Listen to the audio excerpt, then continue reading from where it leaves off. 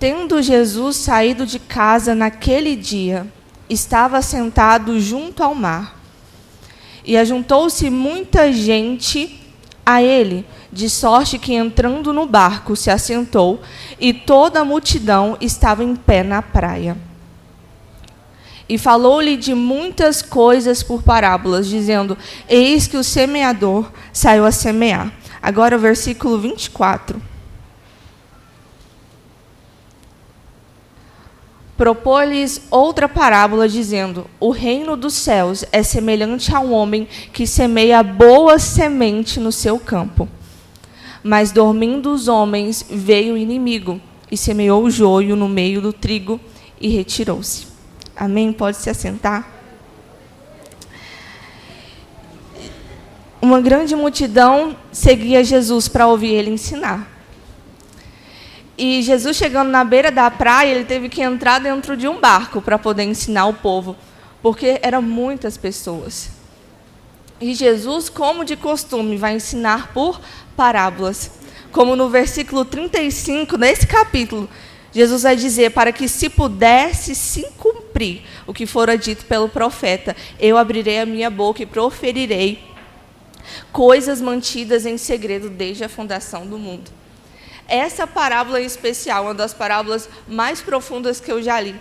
E todas as vezes que eu leio, eu ainda me sinto na superfície. Porque é uma parábola que tem uma profundidade muito grande. E Jesus, ele vai começar a ensinar o povo por meio de parábolas, dizendo: eis que um semeador saiu a semear. E logo após de contar a parábola, ele vai separar um momento para contar aos seus discípulos a revelação dessa parábola, porque é muito profunda. E Jesus vai dizer que um semeador saiu a semear. Quem é o semeador? Jesus Cristo. E quais são as sementes que ele semeia? A palavra de Deus. E quem as recebe? Nós, a terra, o mundo. Então, Jesus está semeando a palavra. Quando Paulo vai escrever em 1 Coríntios, capítulo 3, versículo 9, ele vai dizer: eu, Paulo, plantei, Apolo está regando, porque nós somos colaboradores de Deus. Vocês são lavouras de Deus e edifício de Deus. Jesus nos chamou de lavoura, de edifício. Edifício vem de artifício. É uma arte de construção. E ninguém constrói sem um plano. Você é um edifício planejado por Deus e uma lavoura que Deus tem plantado em você. E Jesus está semeando a boa palavra. Em Hebreus, capítulo 4, versículo 12, diz: a palavra de Deus é viva e eficaz e mais penetrante do que qualquer espada de 2 gumes, que penetra até a divisão da alma e do espírito e é apta para discernir os pensamentos e intenções do coração. Jesus está semeando a boa palavra, e Jesus disse que algumas sementes vão cair junto ao caminho. E isso vai fazer com que as aves venham e devorem essa semente. E Jesus revelou aos seus discípulos: olha, aquele que ouve a palavra, mas que não a compreende, é como a semente caindo junto ao caminho. Porque vem o inimigo e afasta aquilo que foi plantado no seu coração. Lembra de Adão e Eva? Deus ensinou para eles: não comam da árvore do bem e do mal, porque se vocês comerem, vocês vão morrer. Aí o inimigo, ele usa o animal do campo mais sutil que Deus tinha criado no campo, a serpente. E a serpente o inimigo vai distorcer aquilo que Deus havia plantado no coração de Adão e Eva. Não podem comer do fruto. Mas por que não pode comer do fruto? Uai, serpente, Deus disse que se nós comermos, nós morreremos. E nós obedecemos. Certamente vocês não morrerão, mas vocês conhecerão o bem e o mal. Eva amava Deus? Amava. Mas ela não compreendia o que aquela palavra estava dizendo sobre a vida dela. E ela comeu o fruto, ofereceu para Adão, e Adão comeu, e o pecado entrou no mundo. Porque ela não compreendia a palavra. E hoje, naquele período foi muito sutilmente, o inimigo usou a serpente de uma maneira muito sutil. E hoje, nós vemos descaradamente. O inimigo distorcendo a palavra de Deus nas nossas vidas. Se você não tem conhecimento e compreendimento da palavra, o inimigo facilmente pode distorcer aquilo que Jesus tem plantado. Eu falo isso porque domingo passado, eu terminei meu trabalho, eu cheguei em casa, almocei rapidamente e fui para uma atividade da faculdade. O professor ele me convidou para uma palestra, eu e a minha turma, não era nada vinculado à faculdade, mas era uma atividade que valia nota. Quando eu cheguei, eu falei, meu Deus, eu quero ir embora. O que eu estou fazendo aqui? Eu poderia fazer qualquer outra coisa, mas estar aqui. E eu pensei, eu vou só ouvir e não vou deixar que nada seja plantado no meu coração. Porque Jesus já estava ministrando essa palavra em mim. Eu não vou deixar que essas palavras sejam plantadas na minha vida. Eu não vou deixar que o inimigo distorça os meus princípios cristãos. Eu cheguei lá e fui ouvir.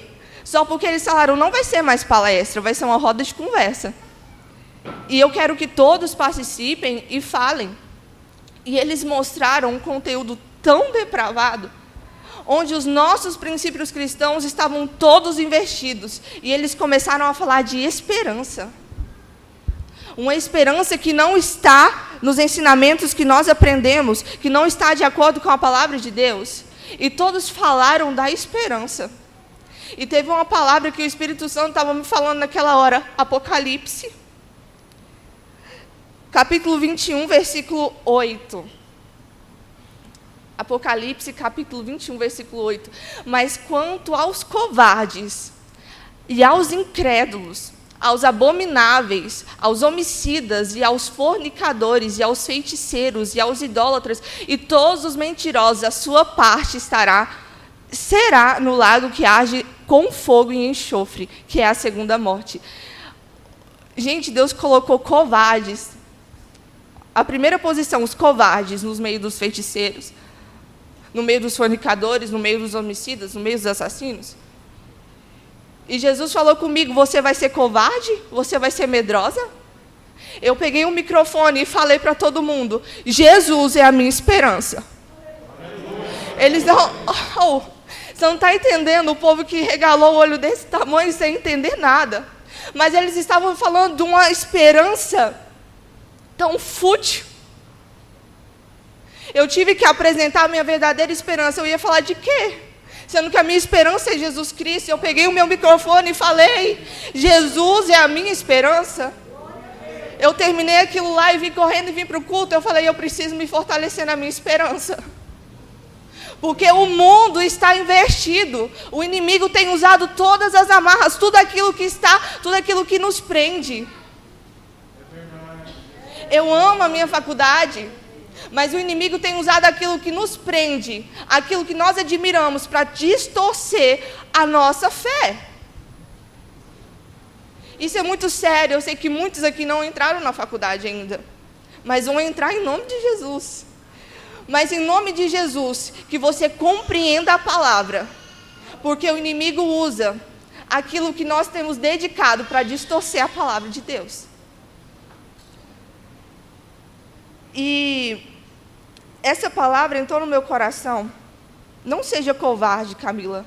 Não seja medrosa, porque eu não te chamei para isso. Eu te chamei para ser forte e corajosa. Assim como Gideão, Deus separou, Gideão escolheu 32 mil homens, tinha 32 mil homens para a guerra, para lutar por Israel. Mas o que Deus disse para Gideão? Não. Covardes e medrosos voltem. Por quê?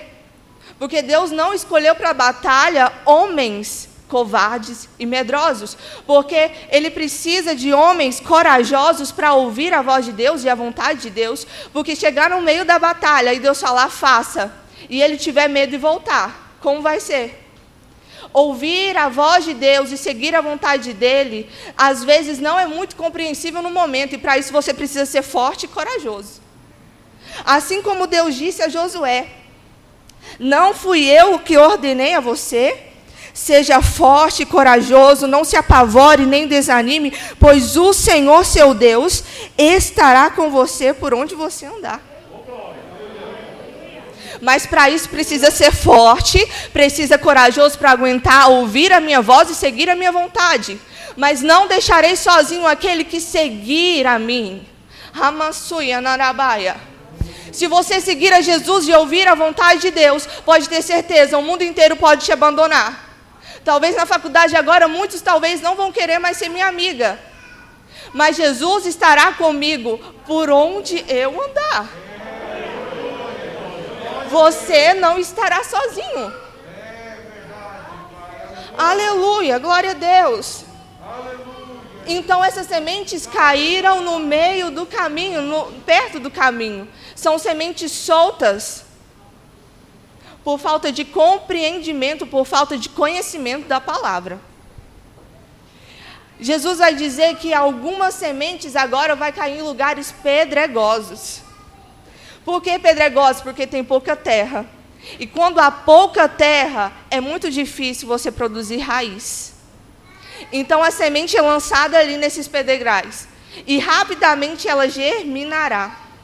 Porque não tem terra. E se não tem terra, não cria raiz. Então o crescimento é assim. Mas aí vai nascer o sol. E vai queimar aquela plantinha. Vai vir o sol e ela não vai aguentar e vai esmurecer. Essa palavra que foi lançada é aquela pessoa que recebe a palavra com alegria, mas ela não tem raiz. Então, quando vem a tribulação, a perseguição, ela esmorece. Lembra do povo de Israel? Com alegria eles saíram do Egito, porque com mão forte o Senhor tirou eles de lá. Deus tirou Israel no meio de uma escravidão tortuosa com mais de 400 anos. Só que agora, para chegar na terra prometida, a terra que mana leite e mel, eles têm que passar pelo deserto. E qualquer situação que aparecia, que improvável que seja, eles falaram, vamos morrer. Vamos morrer. Quantas vezes Israel chegou a Moisés e falou assim, vamos voltar para o Egito. Eu prefiro a escravidão egípcia do que a liberdade no deserto. Viver a vontade de Deus é viver o improvável.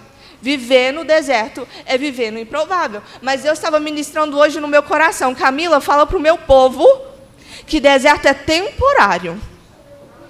Deserto é temporário. Logo, logo chega a terra prometida, mas o deserto é temporário, mas tem que aguentar o deserto. E qualquer situação que vinha, Israel esmorecia e falava, Deus, como assim o Senhor me tira do Egito, onde tem carnes, tem cebolas, tem alhos, tem tudo, nesse deserto? Deus manda coluna de nuvem, Deus manda coluna de fogo, tira água potável de uma rocha, eles ganham batalhas impossíveis. Mas quando vem um momento difícil, eles reclamam, tinha maná quentinho do céu todos os dias. Meus irmãos, o deserto é temporário, mas se você não tiver raiz, você não aguenta o deserto. Muito pelo contrário, Jó, que Deus permitiu que o inimigo tirasse tudo que ele tinha, por último a sua saúde. E a gente vê no primeiro capítulo de Jó, quando Jó ele vai ouvir tudo aquilo que ele perdeu. No versículo 20 do primeiro capítulo de Jó, então Jó se levantou e rasgou o seu manto e raspou a sua cabeça e prostrou-se em terra. Aí, se você não conhece, você vai pensar, agora Jó vai fazer como a maioria da gente faz. Deus, por quê? Porque o Senhor permitiu que tudo isso acontecesse na minha vida. Mas Jó, antes de tudo, ele vai adorar a Deus. Porque Jó tinha uma raiz. Os amigos de Jó, por exemplo, olharam e viam nele nada. O exterior dele, a fortificação dele, vamos dizer, como a árvore de Deus, estava destruída. Mas eles esqueceram que havia algo no interior que era a raiz. A Bíblia diz em Salmo 92, versículo 12, O justo florescerá como a palmeira, crescerá como o cedro no Líbano. Por que igual a palmeira? Porque a palmeira, não importa a estação do ano, ela floresce. Se é seco, se o clima é chuvoso, ela floresce. E por que o cedro? O cedro, para crescer um pouquinho para cima, para a gente ver um pouquinho dela, são mais de anos para crescer 5 centímetros. Mas durante esses anos todos que ela cresceu para fora só 5 centímetros, tem 1,5 metros de raiz. Porque raiz é no secreto. Raiz é onde ninguém vê. Jó tinha uma raiz profunda com Deus. Uma raiz que não estava ligada às coisas materiais. Não estava ligada ao grande amor que ele tinha pelos filhos e pela esposa. Estava em Deus. Estava enraizada na rocha que é Jesus.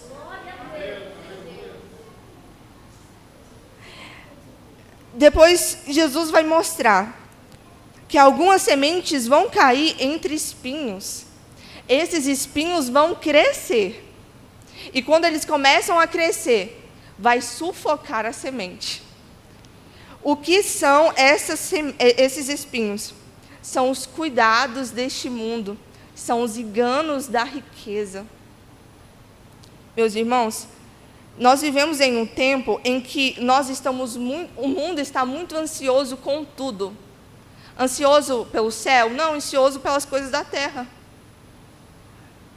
Cercado pelos enganos da riqueza, onde a traça e a ferrugem consome. Estamos tão ansiosos com as coisas da terra, em conquistar coisas da terra, do que conquistar coisas no céu. E a ansiedade nos abate. Eu falo isso porque no começo do ano eu sofri de ansiedade.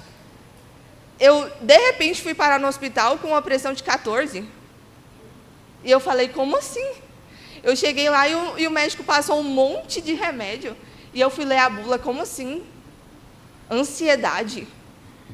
Eu tomei 2 dias o remédio, falei, nunca mais. Em nome de Jesus, toda ansiedade que está sobre a minha vida, seja caído por terra. Tudo aquilo que o inimigo tem tentado tirar de mim, pela ansiedade da faculdade, pela ansiedade de tudo, seja queimado em nome de Jesus. Depois daquele momento, a minha vida tem sido diferente. As coisas acontecem, e se fosse a Camila de antes, eu estaria desesperada. Mas toda a minha ansiedade eu entreguei para Deus. Meus irmãos, não compensa ficar ansioso assim por coisas da terra. É tão passageiro. Então, essas sementes estão sendo sufocadas pelos enganos das riquezas e pelo cuidado do mundo.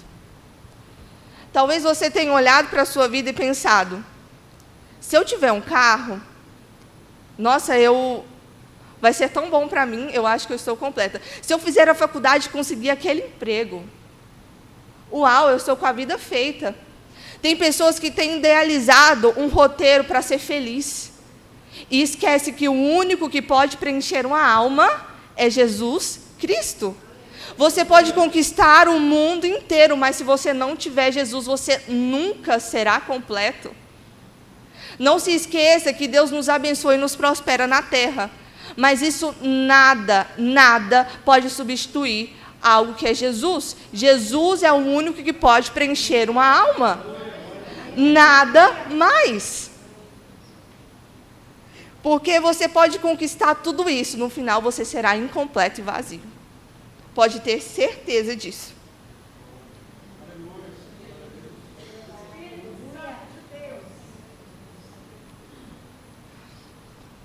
Por último, Jesus vai dizer que a semente plantada em boa terra, ela gera frutos 100 vezes mais, 60 vezes mais, outra 30 vezes mais. Ou seja, é aquela pessoa que tem uma terra preparada para receber a semente. Ela frutifica porque ela compreende a palavra. E a partir do momento que ela compreende, frutos são gerados. Algumas 100 vezes mais, outras 60, outras 30, porque depende da terra. Todas são terra boa, mas depende de qual terra está preparada mais. Tem uma que estava preparada para frutificar 100 vezes mais, outra 60, outra 30, porque terra não nasce boa, ela é preparada para ser boa. Quanto mais a terra é preparada, mais propícia para ela gerar frutos ela é. Então não adianta falar, a minha terra é boa e ela está preparada para receber a semente, se você deixar para depois. Você preparou sua terra, recebeu a palavra, ela está gerando e está frutificando. E aí, se você largar? O que naturalmente o tempo traz vai chegar, as pedras, os espinhos. Se você não arar bem sua terra, ela vai ficar solta e sementes vão cair junto ao caminho. Então, é uma preparação diária. 1 Crônicas, capítulo 16, versículo 11. Buscai o Senhor com sua força. Buscai a sua face continuamente. Por quê? Não é só um momento, é continuamente, é diariamente, para a sua terra estar preparada para receber a semente de Deus. O que o Senhor está ministrando no meu coração é cuidado, vigilância, para nós não darmos oportunidade para o inimigo arrancar, afastar, distorcer a palavra de Deus em nossas vidas. Cuidado, meus irmãos, para você não permitir que pedras arruine o seu crescimento da sua raiz. Que o mau preparo da sua terra deixe sementes soltas para germinar em você. Não permita que espinhos da vida, da terra, atrapalhem a sua visão. Porque a sua visão não é a terra, a sua visão é o céu. Tenha cuidado para preparar a sua terra diariamente. Porque é com ela que você consegue, todavia, com perseverança. E o Senhor ministrou outra parábola no meu coração, que é a posterior, quando Jesus vai falar sobre o joio e sobre o trigo. Porque quando Jesus vai semear, ele compara o seu campo como uma lavoura de trigo. Então, Jesus está semeando a boa palavra, a boa semente, que é a palavra, e essa semente será comparada como o trigo. E nós sabemos que o trigo é a base do alimento principal de todos os tempos, que é o pão. E Jesus é o pão da vida. Então, quem é trigo contém essencialmente Jesus. O trigo representa o povo de Deus. E o Jesus plantou a semente no seu campo. Só que o que aconteceu? Os homens foram dormir. E veio o inimigo e ele começou a semear joio no meio do trigo. E o inimigo foi embora. Ninguém viu o inimigo entrando e jogando joio no meio do trigo. E ninguém percebeu, porque joio e trigo aparentemente são muito parecidos. Então eles vão crescer juntos. O trigo e o joio vai crescer junto. As folhas são parecidas, o caule são parecidos, e ninguém percebe. Só que vai perceber em um momento, no período da frutificação, porque joio produz fruto, trigo produz fruto. Ô, gente, o que eu falei? Trigo produz fruto, joio não. Esse é o momento em que os ceifeiros eles começam a olhar e comparar quem é trigo, quem é joio. E os servos do Senhor vai chegar e falar: Senhor, o Senhor não plantou boa semente porque tem joio no meio do trigo? E o Senhor disse: o inimigo veio e plantou. Senhor, mas o Senhor não quer que a gente retire esse joio? Vai atrapalhar o crescimento do trigo. Por quê? Quando o trigo amadurece para ser ceifado, ele realmente amadurece, ele começa a se soltar da terra. E ele começa a se estender em direção ao céu. Então, ele vai se soltando da terra. O joio não. Ele começa a fincar mais na terra. E suas raízes elas vão entrelaçando nas outras. Então, o Senhor falou: não. Porque se você arrancar o joio, você pode muito bem também arrancar o trigo. E isso mostra o grande amor de Deus por nós. Trigo seu. Porque se ele arrancar o joio no meio do trigo, consequentemente o trigo pode ser prejudicado. E essa palavra chegou no meu coração há um mês atrás, eu acredito que seja um mês atrás. Eu tive um sonho. E eu nunca tive sonho assim, sobrenatural, celestial. Foi a primeira vez. E assim, sabe quando você está quase acordando, você sente que já está acordada, mas está dormindo ao mesmo tempo? E foi questão de milésimos de segundos. Eu acho que eu estava aqui na igreja, estava tudo escuro, e parece que passou algo assim, uma mão, e eu sabia que aquilo lá não era da terra, porque a luz não era do sol. A luz era tão forte, mas tão forte, é como se fosse uma luz de LED, mas não é uma luz de LED, é diferente. E eu vi uma plantação, e eu sabia que era trigo. E essa plantação, ela respirava. Ela respirava, e eu conseguia ver até os ramos, até as sementes dentro dela, e ela brilhava mais. E eu acredito que aquilo foi milésimos de segundos, que para mim naquele momento parecia muito tempo, mas aqui na terra era assim. E eu só tive a oportunidade de virar o meu rosto e voltar para observar e acordar de uma vez. Eu fiquei extasiada porque eu nunca vi algo tão sobrenatural e celestial na minha vida, porque eu sabia que aquilo lá era a lavoura de Deus. Ali tinha cuidado de Deus. E parecia que o trigo já estava sendo preparado. A mansuia na arabaia. O trigo parecia já estar sendo preparado. E eu fiquei assim sem entender. Liguei para minha mãe: mãe, eu sonhei isso, e eu nunca tinha sonhado, e eu fiquei extasiada. E eu fiquei lembrando de João na hora. Como João explica isso? Como João viu tudo aquilo, viu a glória de Deus e conseguiu explicar, mas explicou assim mais ou menos. Porque muita coisa, Deus não permitiu que João escrevesse. E ele procurava palavras para descrever o que ele viu em Apocalipse. E eu estou tentando descrever algo que eu vi, mas que eu não consigo explicar.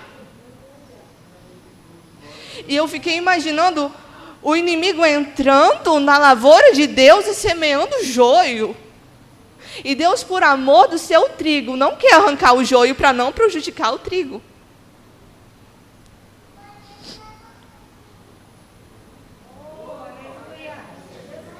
E é outra coisa que Deus colocou no meu coração para dizer, porque assim como o inimigo busca arrancar aquilo que o Senhor plantou, ele busca plantar suas próprias sementes.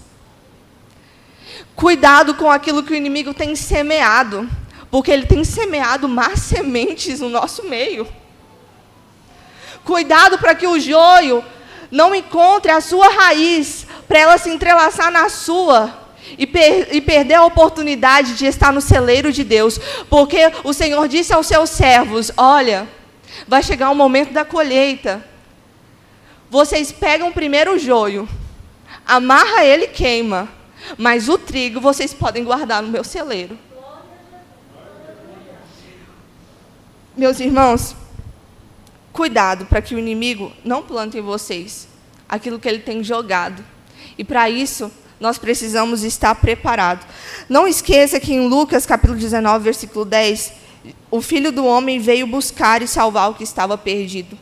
Eu creio muito bem que Deus pode transformar o joio em trigo. Eu creio que o Senhor pode transformar o joio em trigo. Mas eu também creio que Jesus vem sem demora, e nós temos que guardar o que nós temos, para que ninguém roube a nossa coroa. E eu agradeço pela oportunidade. Foi isso que o Senhor ministrou no meu coração.